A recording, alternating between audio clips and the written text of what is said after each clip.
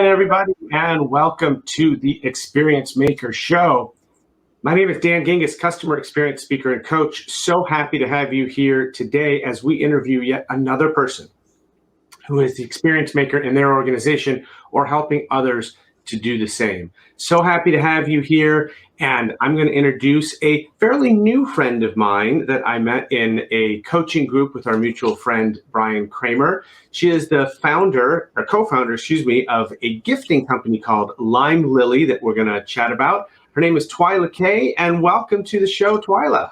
Hey, Dan. Thanks so much for having me. Glad to be here. Well, super excited to be here with you. You and I have had a chance to chat offline a bunch with this coaching program that we're in and learn a little bit about each other's businesses. And I am very, very interested in the gifting business. I think it's such a fascinating piece of the customer experience and employee experience. So why don't you tell us a little bit about you and your company? Thank you. Yeah, gifting is a way that you can really foster and create and foster and maintain and continue to grow relationships, right? I'm a firm believer that all life is about relationship, especially business. And I think we can all agree on that. And that's really what we focus on at Limelily, is really the relationship and building the relationship between you and the people that you're giving to. So our innovation is experiential gifts, and that word is getting thrown out a lot these days, right?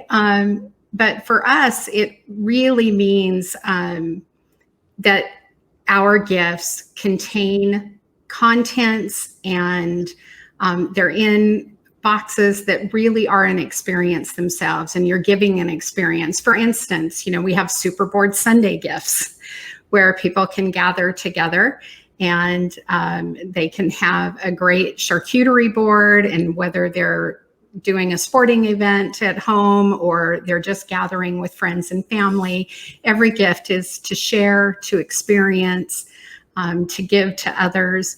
And we know that in the gifting industry, that's the current trend, right? Your recipients want gifts that they can really share with others, especially their families and friends, since we've all been working from home for so long now. So that's really what we focus in, is that experience and giving the experience that they're going to love to get, love to share, and remember you by. So what are some of the use cases that you see that are really popular? Are these salespeople that are giving gifts to their new clients? Is it companies giving gifts to their employees? What are some of the biggest use cases?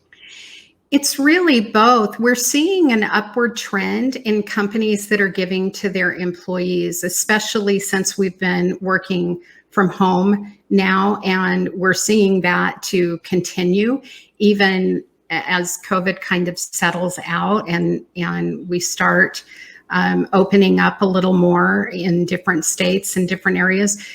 Employers are still finding that, the best way is to have their employees work from home. And so they're really wanting to give to them now. Zoom Happy Hour, our Zoom Happy Hour box is one of the most popular, right? The virtual happy hour.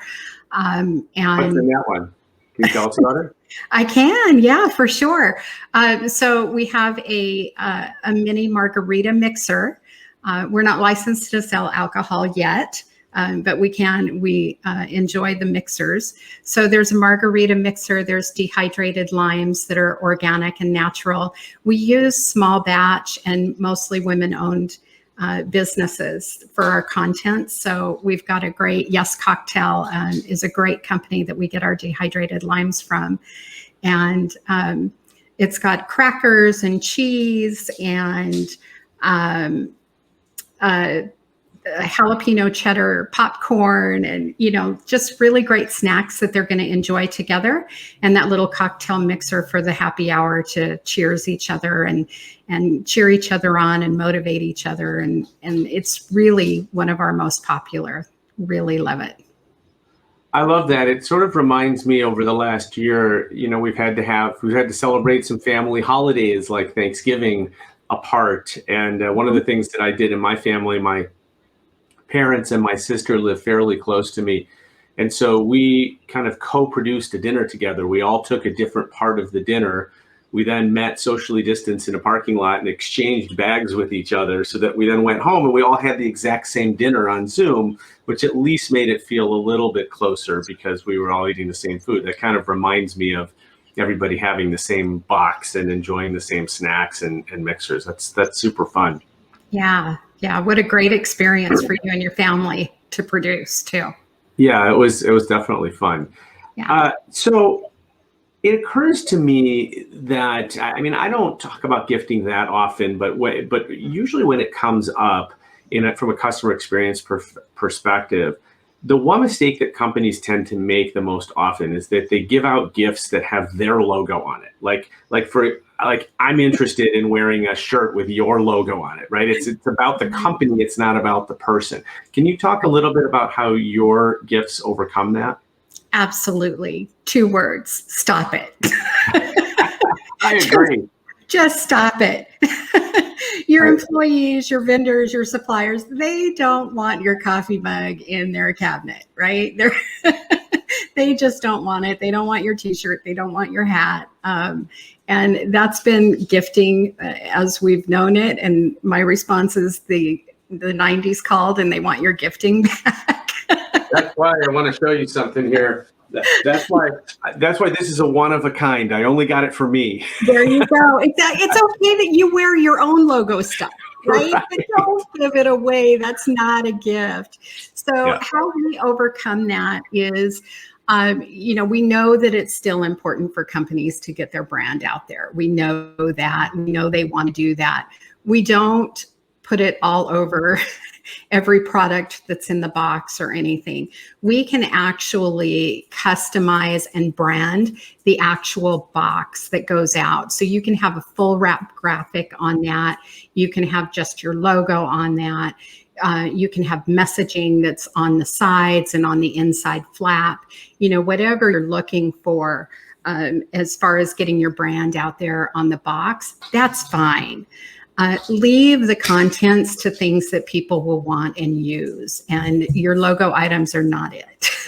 Yeah, I definitely agree. I mean, and also at some point, especially those of us that go to a lot of conferences and that stuff, at some point you have enough mugs and t-shirts, and for a while it was those external drives, the thumb drives, right? And the lanyards. It's amazing how many of them. Yeah, and I think it's so often people think that they're being creative. There's a blog that I wanted to write, and I missed my opportunity because everything shut down. So I'll do it again next year. But I had started to notice at events that some of the booths were really getting creative about what they were doing to attract people to the booth instead of, yet another logoed product. And I think it's what it struck me is that I always feel like there's always an opportunity to create an experience, but there's so many chances that we just miss because we overlook them, because it's so much easier to just ask someone to order us a bunch more mugs because that's what we did last year and we'll just change the color this year. And it's that lack of creativity that creates kind of what our millennial friends call a meh experience. And what I always love to talk about is that going from a meh experience to a memorable one is not that hard, because so many of the experiences that we have are kind of meh, unfortunately. Absolutely. Absolutely. Yeah. One of the things that, I've been doing this for years. I don't know if you knew that, but I've been doing this for, over 20 years. I did it in my real estate career, creating gift experiences for people. And then when I first decided to stop trying to love what I was doing and do what I love, and opened up my first gifting company in 2007. One of the things that I specialize in is what I call extreme designs or extreme experiences. And one of my favorites was taking the back end. I had a client who bought her husband a brand new truck, and I took the back end and made that as a gift arrangement. And so in it were, all the chairs and the umbrella and the grill and, a side of beef, everything they would need for tailgating, right? But it was an experience in the back end of a truck. So, nothing is too big, nothing is too small, nothing is too extravagant. Like our conversation earlier, it just depends on how much money you want to spend. Nothing's impossible. It's just how much money do you want to spend? And really, what's the expression that you're trying to get across? And think about it. It's just taking that moment to think about the person that you're giving to and what they would want, and not what's the easiest on you. And that's what we specialize. We call it the science and soul of gifting. So what happens when you get in certain companies, especially as they grow in size, there might be corporate limits to how much they can spend on a gift. So what happens then, and how do we still be creative if we maybe can only spend, let's say, $25, $50, and we're not able to spend hundreds? How do we get creative there?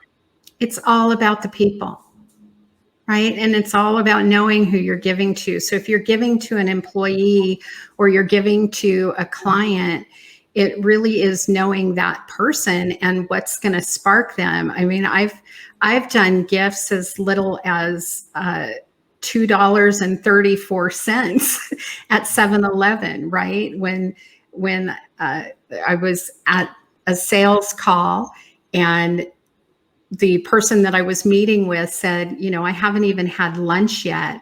And so after our sales call, I ran next door to the 7-Eleven and got a Dr. Pepper and a Snickers bar, because we all know that Snickers is what we need to snack really with. satisfies, yeah.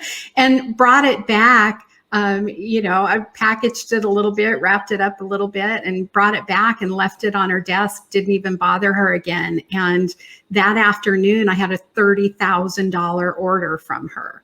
So, That's amazing. yeah. So it's really just stopping and thinking about the person and paying attention. And it doesn't matter if it's a $2 gift, a $25 gift, or, a $250 gift. It's about that person, what they would like to get, and what's going to speak the expression that you're trying to get across, whether it's appreciation or recognition, or just, hey, I care, or, take some time to yourself. Our self-care gifts are flying off the shelves these days, because, even companies, they want their employees, they want their customers to take that time for themselves and take care of themselves. So it's really an expression, and knowing what you're wanting, the message you're wanting to get across in the person that you're giving to. I love it. And it's such obviously the reason why you and I probably connected through Brian Kramer, our coach, is that he's all about human to human, and that it's not B2B, it's not B2C, it is H to H. And your business really is emblematic of that, is that you have to sort of know your audience, know your recipient, know that not everybody wants to receive the same thing. So, your friend who bought the truck, if he was vegetarian, then you wouldn't put the side of beef in there, right? Exactly. And those are things you need to know about people. And one thing I think is really interesting, and tell me if you've noticed this, is that now that we've all been virtual for a while, we've actually gotten to know a lot more about people than we have in real life, because we see their kids running through the picture. We see pets. I have a cat that I'm surprised is not jumping up on the table here because he loves to do that when I'm on camera. And so we know more about people than before. And I think the question is, how many people are keeping that in mind, writing that down, and then leveraging that sometime in the future? But what are also some other ways that you can get to know? Let's say you're sending a gift, but you don't really know that much about the person. How do we find that out? So glad you asked, because it really is where I focus in the humanology, and really being able to tell what type of personality and person people are just in an instant by the words that they use and how they speak, right? So just quickly, there are 4 personality types in the world. And I know we have a lot of other assessments that have 16 or, whatever, but really there are 4 types, because there are 4 core driving motives in humans. And the first one is power. The second one is intimacy. The third one is fun. And then we have peace. And so the people who are driven by those 4 core driving motives will speak differently. The people in power are, they're the type A's, they're the get it doneers. They're, on to the next thing, very brief in how they talk. And they're almost like this all the time, right? in how they talk. And the people who are driven by intimacy means loyalty, they're not one to have a lot of friends. They're not one to have a lot of people, but the people that they do have around them mean everything. And, their favorite saying is just do the right thing, right? They hold the moral code for all of us, just do the right thing. And the ones driven by fun, like myself, it's all about experiencing life, everything. And fun doesn't mean frivolity, but it means the freedom to do what you want, when you want, how you want, with who you want. And then peace, meaning balance and harmony, and not always just the absence of conflict, but the absence of chaos, right? And just you just see those people just kind of, when the room's too full or something's going on or you're talking too much, they're just kind of checked out a little bit, right? So you can look at body language, you can look at what people say and really know what those people like. Now, the people who are type A's, we know they're driven by status. They love, very high quality things. They're the ones that are driving the luxury cars and things like that. So a more luxury type gift would be very suitable for them.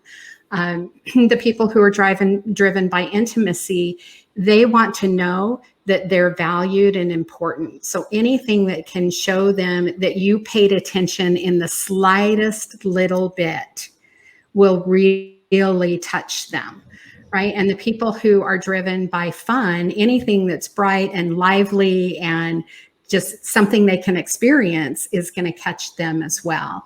And then the balance, the person driven by peace, something that's very subtle, very simple, but elegant as well, would be very suitable for them. So really, it's just kind of understanding the person, what they're saying, and just kind of looking and going, hey, maybe this would suit. And you're not always going to get it right 100% of the time. But, like Wayne Gretzky said, you got to take the shot. Yeah, absolutely. So as you were explaining those 4, and especially when you're explaining intimacy, the thought that was going through my mind is there a chance that we can get too personal with gifts? Is there a line you can't cross when you have a business relationship? And how do you sort of, you want to know somebody, but then the more you know them personally, it's separated sometimes from the professional relationship. So is that an issue? Is it something we should be looking out for? You can get a little personal, like don't go stalk their Facebook or, their Instagram or something and print a picture of their family and send that to them in the box. Like, don't do stuff like that. That's creepy. Yeah, sure. Right? Stuff like that is just creepy. Don't cross that line. Really, when you just pay attention and it's that subtlety, it's not everything in the box that fits just them, but maybe that one thing, like maybe you heard them one time, or, maybe that sparkling water and lime is their thing, right? So then sending a bottle of sparkling water with limes in a box would be just perfect. That's not too personal. That's not getting creepy or anything. It's just like, wow, how did they know I like sparkling water and lime? Because you don't even remember that you said that, right? Yeah. Yeah, perfect. That definitely makes sense. So what's going on now that we're in 2021 and we finally escaped the year that we hope we never have to think about again? And what are you seeing going forward in terms of gifting, and especially as it relates to customer and employee experience? I'm so glad you asked, because what we're seeing is an upward trend in gifting like we've never seen before.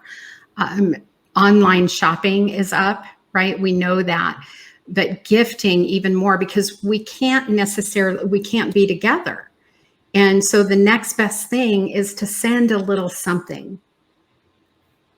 And so we're seeing that trend, that upward trend in gifting, and that is not going away. We're also seeing that people are paying attention a little more, that all of a sudden we've come back to relationship. And I'm really happy to see that, because over the last decade, we've missed that, or even more than a decade, right? Since the inception of internet, really, we kind of started drifting from being close together, and we got into our busy lives, and we got into transactional behavior. So I'm really seeing that trend of relationship come back. So gifting, there is no better way to build a relationship and to grow a relationship than to show an expression of appreciation or care or concern for someone. Yeah, I love that. And from a CX perspective, one of the best times to do this that I think companies miss so often, especially in the B2B space, is when you sign up a new client. In almost every B2B company, there's some sort of celebration that happens. Some companies ring a bell. Some of them have a Slack channel where they celebrate new clients. It either is an in-person or virtual celebration of a new client. The problem is that the one person not in that celebration is the new client. And so you're celebrating that you just scored a new client, but that client who just signed a big contract with you, the thing that's going through their head right now is, I hope I made the right decision. My career might be on the line. This is a big expense. What if it blows my budget? What if they don't deliver on what they promised? So just like we have buyer's remorse in our consumer lives, your corporate clients can have buyer's remorse as well. And I think one of the very best opportunities to send a gift is to include that new client in your celebration and to celebrate with them, because then you're going to convince them they did make the right decision, and you're going to take that weight off of their shoulders. And then you go and you kick butt in whatever it is that you just sold them, and you make sure that delivery's there. Absolutely. And why not take that opportunity to send that virtual happy hour box to everybody, including your client, and all join in, because there's also nothing that solidifies a relationship than breaking bread together. That's true. Right? For sure. So absolutely. Share something like that together and invite them into the party. There's no better gift. And, one of the things that I want to caution corporate gifters more than anyone about is really budget. And I know you've got bottom lines we're a company ourselves. And we have bottom lines to meet, and we have a spending budget for our gifts that go out to our clients as well. And what you have to think about is that budget proportional to the business and the value that customer brings? There's nothing worse than getting a customer that's going to bring $300,000 or more into your business, or $1 million into your business, and you send them a $50 gift. That's crazy, right? Yeah. So one of the things that we can do is really consult with you and really figure out the value that customer brings to you, and let's send them a gift that's reflective of that. Yeah, totally makes sense. I think that's a really good point. So, all right. So in the last couple minutes that we have, so gifting is not going away. That's great. Let's talk about some of the trends that you're seeing. Obviously, the happy hour thing seems like a big trend. As we get back into the real world and we're a little bit less virtual and more in person, any prognostications on what might become the next trend later on, hopefully in 2021? You bet. In future casting, which is what we have to do in our business, we're seeing that the trend is going and will only continue to grow, that those gifts that you give, even when they're in person, need to be gifts that those recipients will share with other people, because more than ever, our families now, our friends, the people that are closest to us have become even more important. And we're wanting to show our value to them as well. And so it's not just about me receiving that gift, but it's about getting a gift that I can share with my family and my friends as well. And that really is the trend that we're seeing, that it's shareable. It's careable and shareable. I'll leave you with this. I just talked yesterday with my old boss from Discover. I haven't talked to him in a number of years. And when I moved into my house, which is about 7.5 years ago, he sent this really nice basket. It's a plant, but it has like 4 plants in it. Mm-hmm. And I never quite knew whether I had a green thumb or not. But 7.5 years later, that plant is still thriving. And I actually call it the Mike plant because he gave it to me, right? And it's amazing. Okay, it's just a plant. And yet it's something that every time I walk by it, I remember who gave it to me. And I think that's one of the keys too, is that you want to be memorable. That's what customer experience or employee experience is all about, is being memorable. The other word I like to use is remarkable, literally worthy of discussion, because when people talk about you in a positive way, that gets other people to want to do business with you. So awesome to have you here today. Super great stuff that you're working on. I know that the Limelily website is coming out really soon. So keep an eye out on it for it. Audience, it's Limelily, Limelily. And Twila, where can people connect with you personally? People can connect with me on Twitter or LinkedIn. They can connect with me on Facebook and Instagram as well. So Twitter and LinkedIn, my handle is @Twila Kaye. On Facebook, my page is @Twila Kaye. And then on Instagram, where I'm also personally @Twikaye. Someone else stole Twila Kaye, so we've got Twikaye, which is okay, and K is Kaye, and Twila is Twila. And then they can always reach us at Shop Limelily on Instagram and Facebook. And we're also on LinkedIn under Limelily, our company, as well. Fantastic. Well, definitely check it out for your gifting needs. Thank you so much, Twila. Really appreciate your time. Thank you. And thank you to our audience. I always appreciate you watching, whether it's live on LinkedIn, Twitter, or Facebook, or whether you're watching a replay on YouTube or my website, or you're listening to it as a podcast. Always happy to have you. If you have suggestions for future guests, please let me know. Always happy to meet new and great people. Now, you might remember that last week I said that this week we would be talking to Kim Newton. Obviously, Twila was not Kim Newton, but Kim Newton will be with us next week. And thank you, Twila, for being flexible and switching dates with Kim. Kim is a 9.5-year veteran of Hallmark in the customer experience area and is now the founder of Intentional Pause Project. Very, very interesting. Kim is such a cool person. Looking forward to having her next week. Also want to remind you that I have a brand new book that is now available for pre-sale on Amazon, Barnes & Noble, Walmart, Books A Million, wherever you get books online. You can find The Experience Maker, How to Create Remarkable Experiences That Your Customers Can't Wait to Share. It's coming out September 14th, but available for pre-order now. All right. Thank you so much again, everybody, for joining us. We will see you next week and every week, Thursdays at noon Eastern, an Experience Maker Show. Have a great rest of the week and a terrific weekend.